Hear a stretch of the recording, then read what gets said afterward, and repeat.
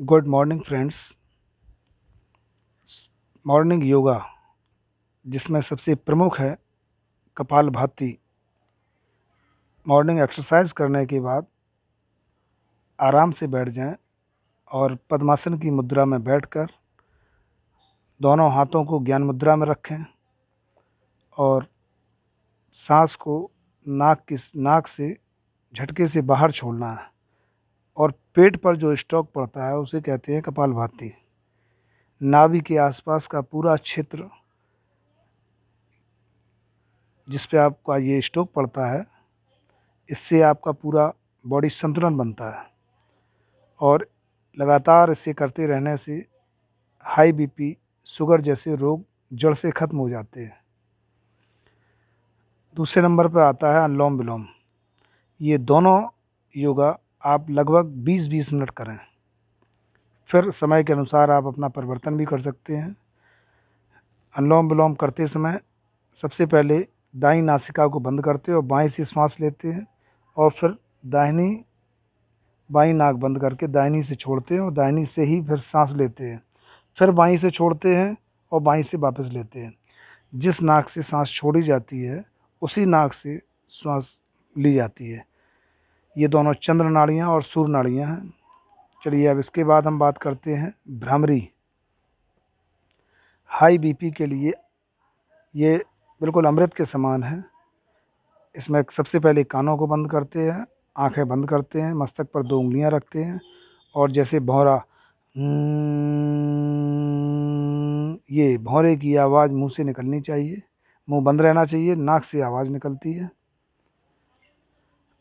कम से कम 10 बार आप ये करें और भ्रामरी करते समय मन को एकाग्र रखना ज़रूरी है। कम से कम 5 बार और 10 बार तक आप इसे कर सकते हैं। हाई बीपी के लिए अमृत जैसा है, अपने आप इससे हाई बीपी सही होने लगता है।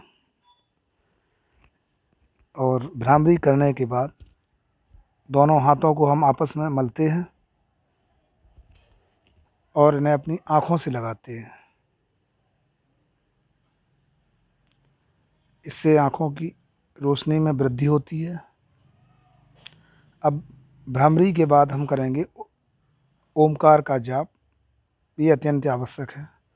ओमकार का जाप आपके मन को और शरीर को संतुलित कर देता है। आपका मन एकाग्र होगा, आपकी इंद्रियां वश में रहेंगी और इसके लिए ओमकार का लंबा सा जाप ओ